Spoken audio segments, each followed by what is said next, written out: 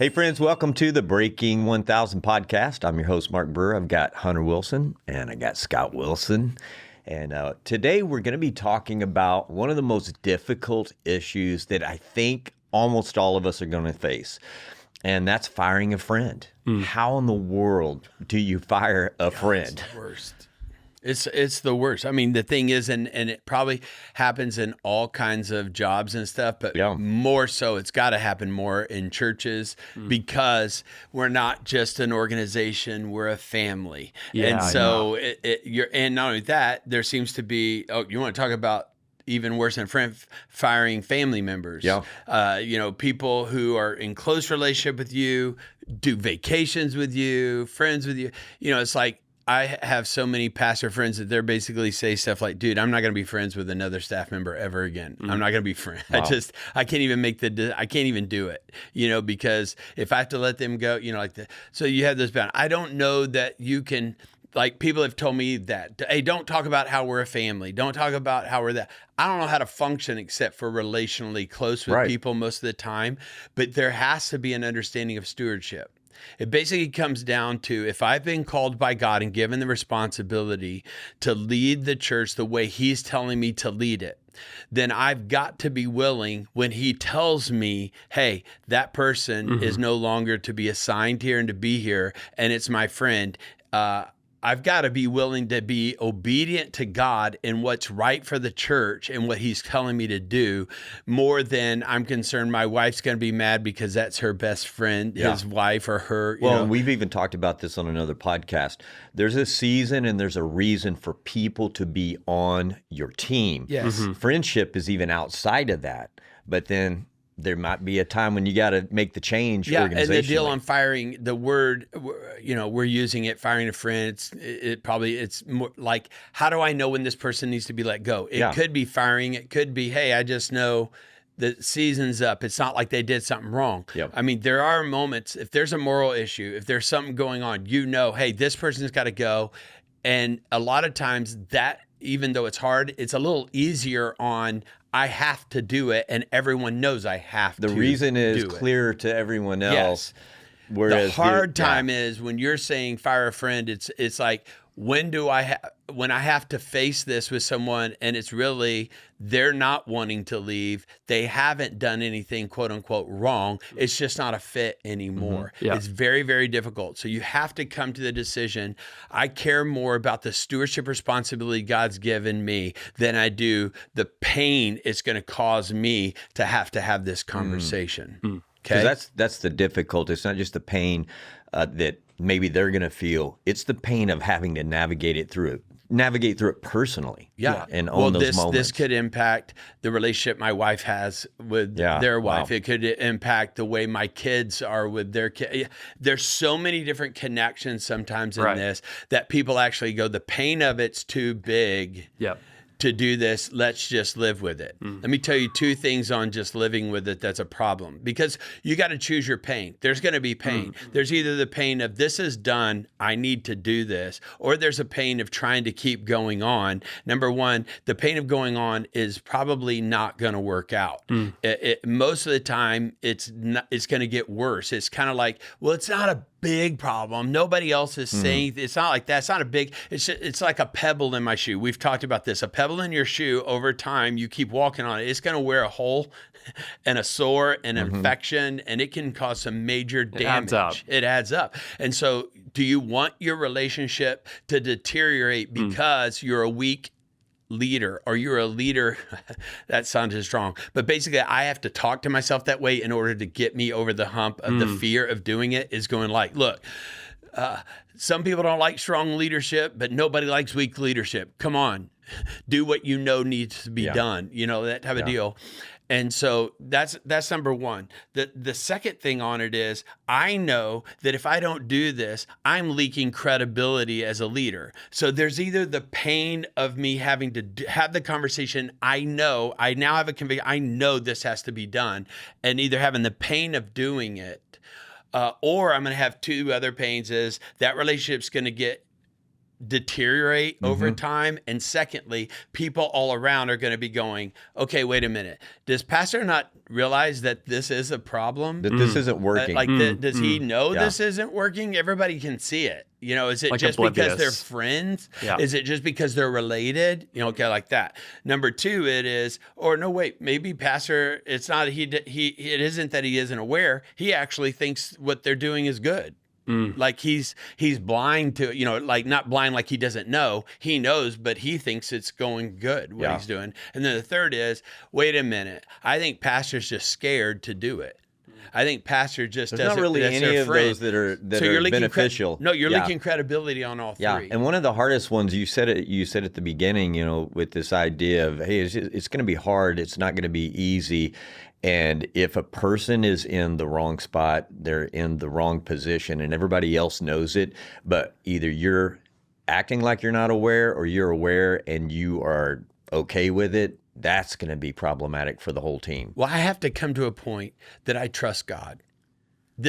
Everything about this comes down to trusting God, that if I've prayed and I feel like God's saying this is the time, then I know that truth is bilateral. What's true for our organization and our church is true for them as well as my friend. Yeah. And even if they're not going to like it, and even if it means we're not going to be friends anymore because they don't like what I did, but I know it's what I got to do. It's going to be right for them, whether well, they a lot like of times I know for you is that it's tense when they don't know what's next. And then when they find what's next, they come back. Then they come back and go, man, that was a good move because I'm really in the right place. It's just in the middle, they feel like you did something to them that was painful and wrong, and you betrayed me. Yes. And so you're just going to have to know as a leader, you've got to do your best to communicate and to talk to them about it and to pray it through and do all this.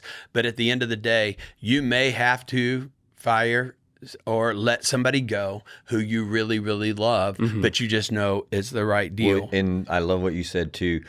If you don't do it when God's saying to do it, then the leaving ends up being about something other than God was designing this, and relationship starts deteriorating, and you start. Yeah. I think you're going to have to let them go. Ultimately, after that, is just going to be the relationship is deteriorated, and now because of your poor leadership or your unwillingness to do what you need to do, it actually gets worse. Yeah. Not better. Yeah. And so here's the thing I would do first. It's like when I have that in my head, I'm not thinking, oh, I think my friend, I'm going to have to let them go. Like that's my next step is, okay, I'm going to do it. My first step is I'm going to give clear expectation to them of, hey, listen, man, we there's some things we need to change. There's some things we're going to do. How are you feeling about this? I'm not sure why we're not hitting on this. Talk to me about it. Right. And having that, hey, I'm taking my friend hat off. If you need to do that, I got a boss hat on.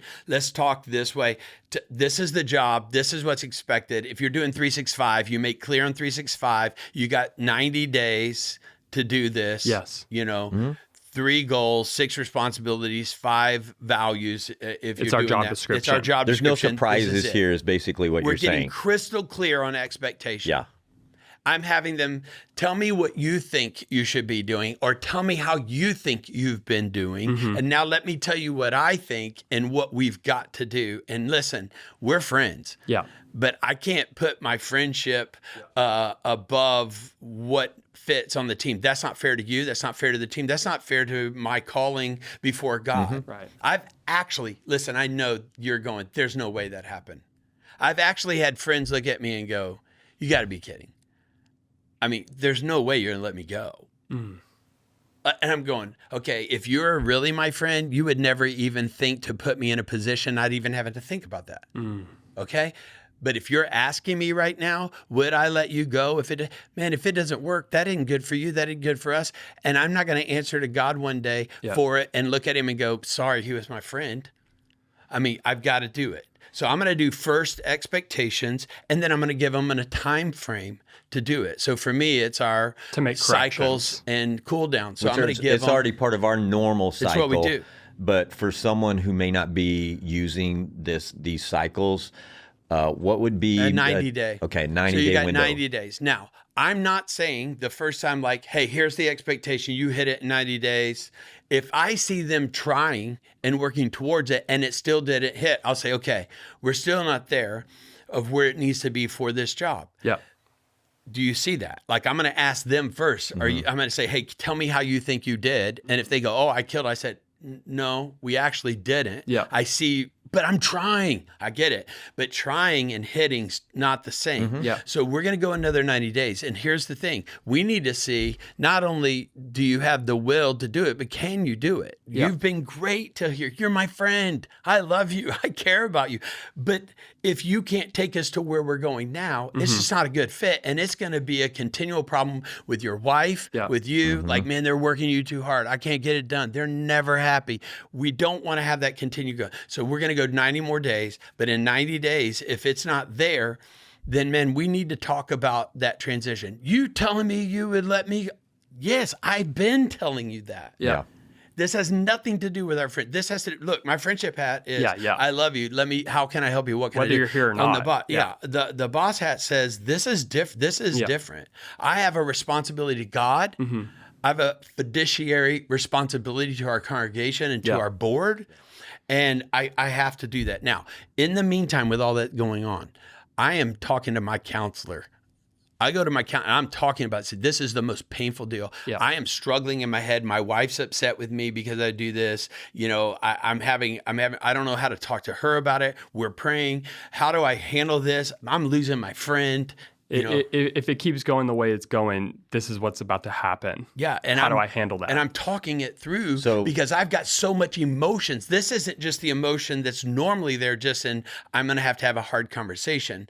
This could change the trajectory of a relationship that we've had that we care about. So the simplicity of what I think I just heard you say is, if you are facing this, don't fly solo.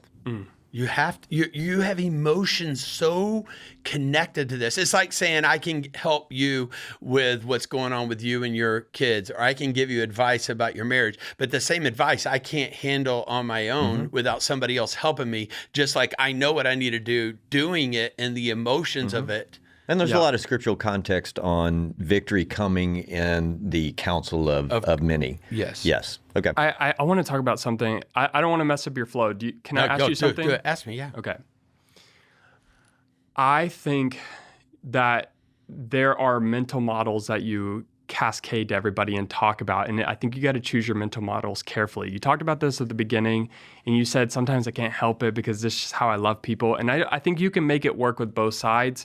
But I really, really think you got to be careful if you are choosing the mental model that the people that work here is family, because family is forever. That's when you're going to get the things of like, you can't really be letting me go. I'm part of the family. Like, you're kicking me out of the house.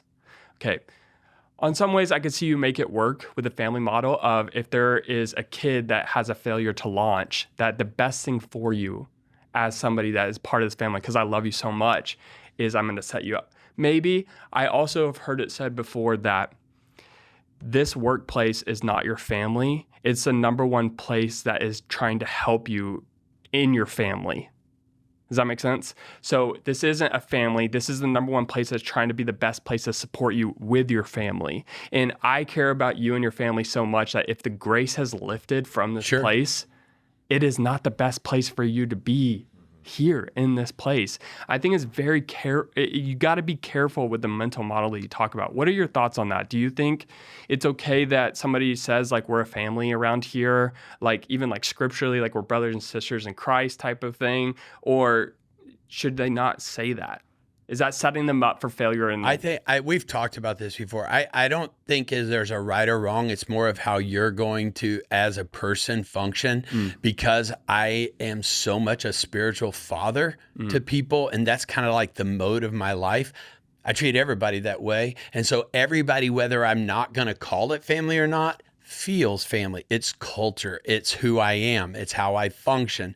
So people are going to feel that way with me. I have people all the time going like, hey, like they feel like we're best friends and or, hey man, I'm really close to pastor. People say that all the time, don't they? I mean, they'll go like, hey, listen, I'm really close to pastor. And people that say, hey, this guy says he's your friend. I go, I don't know who that is. That's different on staff, but I'm saying there is a cultural way you see life. We are a body of Christ, family of God. So in church, it's already there. So even if you say, hey, family of God, but on staff, it's not family of God, it's business. It's an organizational It's an piece. organization. Yes. That is all true. I think you've got to handle both. And I'm very clear with everybody. I love you like family so much that when God tells me you're not fitting here anymore, I'm not going to treat it as if I don't respect you enough to handle it in the way God would want. I love you and respect you enough to know this isn't where you fit anymore. I'm going to help you to find the next place and love you on that. And I'm on your team for the rest of your life for you. Yeah. I don't use you for your job. I love you and you were going to do the job, but I love you apart from that as family. Well, and I think we can talk good. about that. I'm glad you said that. I just wanted to say, because I think it's so good because you're helping the pastor that's like, dude, I've been saying we're family. How do I do this? Like, I think that's really good language. And sometimes you're not just kingdom family, you're actually like family. We married sisters. Yep. We've been together. We're all family. I know. We've been together for a long time. I remember a number of years ago, there was a situation that I was navigating through that you and I had to talk about. I think I'm going to be able to do my job and navigate through this, but I'm not sure. And I'm not sure I'm clear about whether I'm doing this job. And so I'm actually going to need your perspective. And I just want to do a call out to anybody who is a staff member of a great visionary leader. Us having that moment together helped me to go, hey, even if I'm not seeing if I'm missing it, I trust my pastor to see it. And we are brothers. We're going to be brothers. We're going to be family for the rest of our lives and maybe into eternity, however that plays out. But there's an organizational piece that we had to have a conversation about. This may or may not work. And let's figure it out. Yeah, if you're not a lead pastor listening to this right now, just understand this. You say, hey, we're family. You can't fire me. We're family. Well, then I guess I could say to everybody here, hey, we're family. You can't quit. Hey, we're family. You can't go to another church. Which obvious, the sad thing is there is a lot of weirdness like that going on in the kingdom. And we're calling it out right now. And part of it is like, we're not here. When we're family, family means I want you to be where God... Your older brother, Dylan, my oldest son, he took my granddaughter. He and his wife took my granddaughter, and they moved down the road from me to Philadelphia. Are you kidding me? We're family. You can't do that. No, it's because God called them. So guess what? I'm not happy that they and my granddaughter, I can't see from down the street and we can be together 2 or 3 nights a week. But let me tell you what's worse than them not moving, them being here in proximity to me, but it's not where God has them. Super helpful. If I love them as family, I want them to be where God has them to be. I know one part of the mental model too, and then I think we should close out because I think you're doing so good at just sharing the perspective in this is, I think what also comes back to is if you are going to go with the we are a family thing, that's a mental model of how I'm going to treat you while you're here. But every job has a season and a reason for being here. And sometimes that season is just this time period when you thought it was going to be this time period when you first started. Well, because everybody has a mental model that if we're family forever. Yeah. Okay. But that doesn't mean we're working together forever. Yeah, exactly. We can be family, but not work together. Exactly. That's seasonal for you and for me. So it may be, this isn't working anymore. Like if I'm the pastor, I feel like we're going to be family, but you're not going to be working together with me. Yeah. But it can be the other way. You know how many times people come to me? I've had more people come to me and say that God's calling them to go away than I've had conversations I said, you're going away. And I've had a lot of both, okay? Right. So when these things happen, I just want to hit the last part and then we'll be done. When the actual conversation happens, I am talking to my counselor, getting prepped. I am praying. And I'll tell you, one night I couldn't even sleep when one of these was going to happen. And I remember this back when my dad was alive, and he called me the next morning and said, "How you feeling, son, on what you got to do today?" I said, "Man, I'm so confused." He said, "What do you mean you're confused? You don't think you should let him go?" "No, I know I got to let him go. I just don't want to do it. I'm confused." He said, "Then that's not confusion. That's just the emotional pain of it. You already know." And so sometimes we can feel confused on it. You're not confused. You know, many times you know what needs to happen. I thought that was great wisdom. It's just, it's going to be hard. Yep. Sometimes people go like, "I just don't feel a peace about it. I don't feel a peace." Listen, I have never once had peace about having to let somebody go, in the sense of I don't feel any pain on it. Peace is just when it is, I feel peace about this. It isn't that I feel good about it. It's that I know it's what I'm supposed to do. Knowing that Jesus didn't feel peace about going to the cross. Right. He was weeping and crying, and he was struggling almost unto death. There's a lot of emotion. Yeah. He goes, "Okay, not my will, your will." That's what I'm doing in this moment. Not my will, your will. Yeah. Not what's easy for me, but what is right. And then when I'm doing it, I most of the time, if it's at this level, I'm not just talking to the person, I'm asking their spouse to come in. Because I want them to hear it. Because if it's a friend, if it's that close, they're a telephone game. They have to go home and tell them, and they're going, "How could he do that? Does he must be I thought liar. we were friends. I thought we were exactly. family. How could he do that?" Okay. So what I want them is to be in the room. I want them to hear, "Hey, I just want you to know, we've been talking. I'm sure that he's told you or she's told you. And by the way, if I see this coming like that the first 90 days, and then there's one more 90 days and then that's it. Usually at this one, if it didn't hit, I'm having a conversation with the spouse too to say, "Hey, we're friends." But I want you both to know why. Because I want in this 90 days, she's going, "Are you doing your job? Are you doing it? Did you get it done?" And he's going, "I can't do it." So they're having conversation. So when it comes, it's not a surprise. The higher and higher level of honesty policy type stuff you've had, I know you put things in writing too. And you read what you write. Yes. So it's not only the spouse is there to be like, "That's not what he said." It's also you're sending them the transcript. I'm giving them, here's the 365. Here's what we've agreed to. It did not happen. I want them, and ask me a question. This one's, okay, watch. Clear expectation and time, 90 days. At that 90 days, that's when, I don't usually do that with the spouse here, because this is I'm respecting them to do it. But if it's friend, then at this one, if it didn't hit, I'm asking the spouse to come in and said, "Hey, I'm asking you to come in because 90 days ago, I met with Jack, whoever it is, and this is what we said. Now it's getting to be where we've got 90 more days. If we can't hit it here, it probably means we need to stay friends, but not work together in this way. It's not going to work. I want you to be clear on it, because I don't want it to be a surprise 90 days from now if it doesn't work." See, now they're hearing that.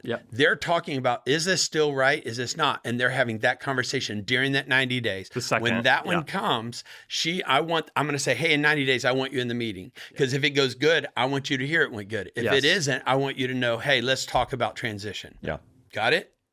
Then when it happens, when we're doing it, if it's done, I don't want to go into a 45-minute thing of, "Hey, you didn't hit this, you didn't hit this." When like it's done, say, "Hey, I want to just be able to say, "Hey, you guys know I told you it. We've already talked. It's not happening. We need to make a transition. HR's here like this." Which I don't know if they just caught that, but you're not even doing it alone. No. You're bringing a witness in to witness HR what happened. person's there. If it's friends with me and Jenny has been in the room because I want it to be that they're seeing Jenny and I are processing and we love them. Okay. Like this, but you don't go forever. When you do this, it's quick surgery. Yeah. Don't exactly. just keep bludgeoning, keep working around it. You do the surgery quickly. And so I just say, "Hey, I think it's become clear in the last 6 months. We've tried to work it. See, it's just clear to us. This isn't it. Doesn't have anything to do with, I don't love you. We love y'all so much, but this is a transition that needs to happen. here's what we got together. HR is going to do it. I'm going to step out in just a minute after I pray with you. I just want to say a quick prayer, and they're gonna do the deal. We have a severance package for you. Can you talk about that? Because I know it's pretty. Yeah, because what happens is it always comes, especially if they're friends, you're going like, man, let's give them a year. Let's give them 6 months. You get emotional. They've been so emotional. faithful. And it really doesn't rescue it that much. It's there's diminishing returns with like, well, we got to give them something super special to ease the pain of it. And they're still mad. Yeah. And it's still bad. But then it handicaps you from being able to hire somebody else. So what I learned the hard way is I started doing, we made a policy that's in a policy handbook that on the first day they start at work now, on our staff, they're signing off on the policy manual that says for every year you're here, when you leave, if it's a severance agreement, we'll give you 1 week for every year. Yeah. Okay. Now, if whoever's listening to this, if they want to make it 2, make it 3, just make the decision before the emotion of the individual situation. That's right. And so they've signed it on the first day. They know it. So then on that day, you can say, hey, you know the policy that we have here. You signed it when you came. You know that. It's 2 weeks to every year, whatever it is. And so you've been here this long. This is what it is. If you need to do something different than that, then you can talk to the board, but that's the starting point. It's not a board member goes, they're so close to me. There's no way I can even go home and talk to my wife unless we give them 6 months. That happens all the time. Mm-hmm. Just handled it this last week with a pastor that happened. Yep. And so what you want to do is have it already done beforehand, but you're going to communicate with the severances. Both the severances, you need to have that letter written up. Mm-hmm. That isn't just, hey, here's what we're giving to you. This is what we're giving to you. You don't give it to them all at once. You're paying it out over time. Yep. Basically, they're still on payroll. Just don't come to the office. Don't be here, all this. But I'm paying you to help you to have a runway to be able to get to your next. Mm-hmm. Okay. And so with doing that, I'm asking you to have good speaking about the relationship and what's going on. Don't leave this meeting, go act like a crazy person. Yes. We're with you. I'm doing this. I've given you time. I'm going to give you more time to do it. Dude, if you find a job next week, you have that amount of time to double pay. Yeah. So those are the things. I just think sometimes at that moment as a friend, you think it's better you don't want to give all your reasons and give all of your emotions. And this is so hard and I hate this. It just don't is make not up your respecting. Policies when you're emotional. Yeah, exactly. That's a good one. So hopefully that helps on it. Yeah. Ultimately, what are you going to do with your stewardship responsibility? Are you going to say, I can't do this, it's too hard? Yeah. Or are you going, like in the sense of saying to God, I can't do what you're telling me to do, it's too hard? Yeah. There's kind of an embezzlement, stealing from the organization you're doing there. You're letting something continue that is not helpful to the church. And in doing so, you're not handling the stewardship responsibility you have. That's good. And to understand, me doing the right thing God's telling me to do is not good for me, bad for you. It's good for both of us, even if you don't feel it yet. Yeah.